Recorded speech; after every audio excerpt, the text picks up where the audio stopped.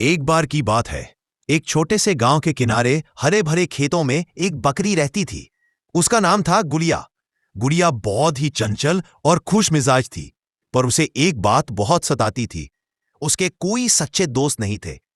एक दिन वो खेत के पास घास चर रही थी कि तभी उसने देखा एक गधा पास की पगडंडी से धीरे धीरे चल रहा है। उसका नाम था बल्लू। बल्लू रोज अपने मालिक का बोझ ढोता था, बहुत थक जाता था, लेकिन मन से बहुत सीधा था।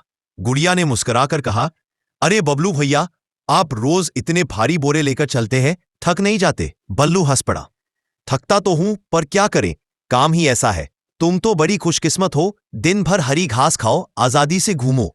दोनों बातों बातों में हंसने लगे और धीरे धीरे अच्छे दोस्त बन गए।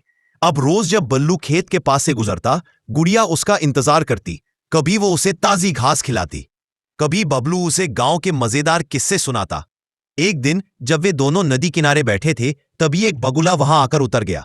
वो बहुत उदास लग रहा था। गुड़िया ने पूछा, क्या हुआ बगुले भाई, इतने परेशान क्यों हो? बगुले ने कहा, आज सुबह से मछलियां कहीं और चली गई हैं, भूख लगी है और उड़ने की ताकत भी नहीं बची। बबलू ने तुरंत कहा, अरे चिंता मत करो, हमारे पास बहुत सारा चारा है, थोड़ी घास खा लो। बगुला मुस्कुराया, मैं तो मछली खाता हूं, घास नहीं, पर तुम्हारी दया देखकर मन भर आया। गुड़िया ने कहा, तो ऐसा करो, हम मिलकर तुम्हारे लिए मछलियां ढूंढते हैं। तीनों साथ निकल पड़े। गुड़िया किनारे किनारे चल रही थी, बबलू पानी में झांक रहा था और बगुला ऊपर उड़कर देख रहा था।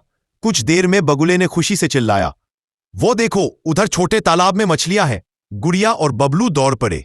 उन्होंने अपने पैरों से पानी को हिलाया ताकि मछलियां सतह पर आ जाएं। बगुले ने झटपट मछलियां पकड़ी और पेट भर खाया। उस दिन के बाद से तीनों की गहरी दोस्ती हो गई। बबलू जब थक जाता तो बगुला उसके ऊपर बैठकर गीत गाता, गुड़िया पास में नाचती और खेतों में हंसी की गूंज फैल जाती।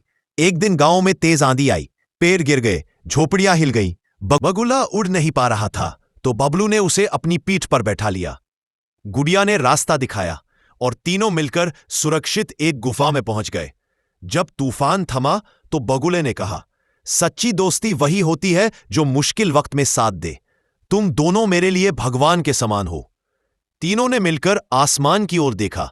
सूरज बादलों के बीच से झांक रहा था और उसकी रोशनी में उनकी दोस्ती पहले से ज्यादा चमक रही थी।